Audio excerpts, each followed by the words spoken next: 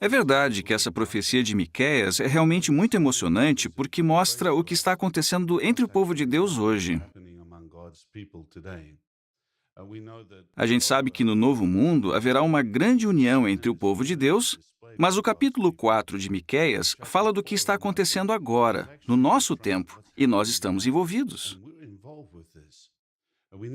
Sabemos isso porque no versículo 5 diz que ainda que o povo de Deus estaria unido, todos os outros povos andariam cada um no nome de seu Deus. Então é claro que não está falando do novo mundo, mas sim de hoje. Agora, como as testemunhas de Jeová no mundo todo conseguem ser tão unidas e não se envolver nos conflitos deste mundo? Uma das coisas é a neutralidade cristã. O que significa ser neutro? Significa não tomar partido em assuntos políticos. É claro que apoiamos a Jeová e o reino, mas não tomamos partido nos debates e nas questões políticas deste mundo. Por que isso é tão importante? Vamos ver o que diz Apocalipse, capítulo 13. Apocalipse 13, 16 e 17. Aqui diz: ela obriga todas as pessoas, pequenas e grandes, ricas e pobres, livres e escravas, a receber uma marca na mão direita ou na testa, para que ninguém possa comprar ou vender, exceto aquele que tem a marca, isto é, o nome da fera ou o número do seu nome. Qual é o ponto aqui?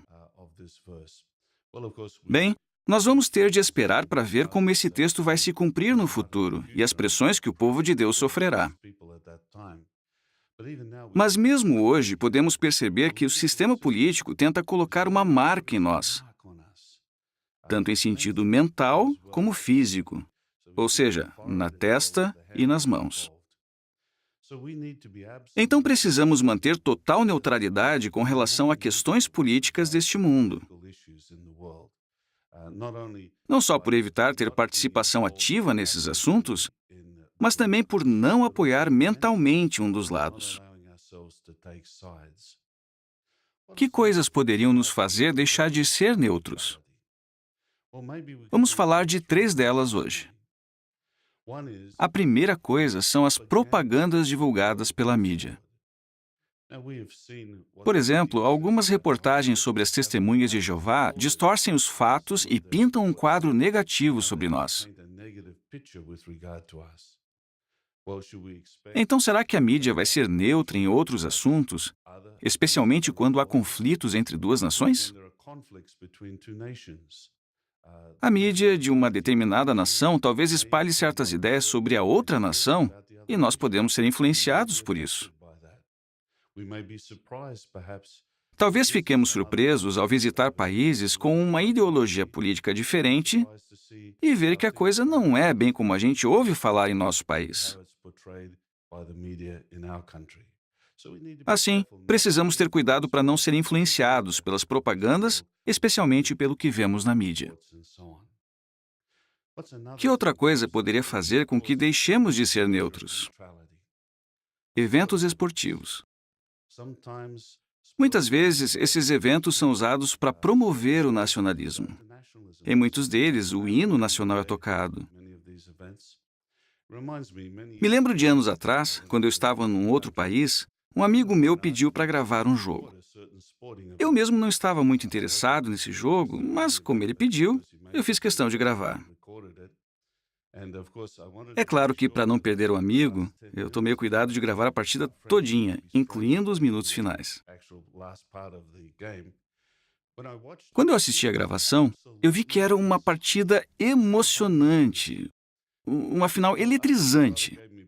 Quando o irmão me devolveu a fita, eu achei que talvez outros quisessem ver, por isso não apaguei o jogo.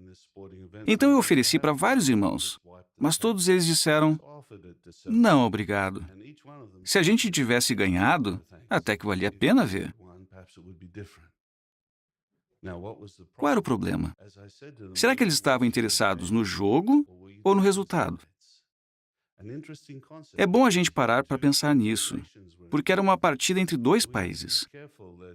Precisamos tomar cuidado para que eventos esportivos não criem em nós sentimentos nacionalistas, fazendo com que a gente torça para um dos lados.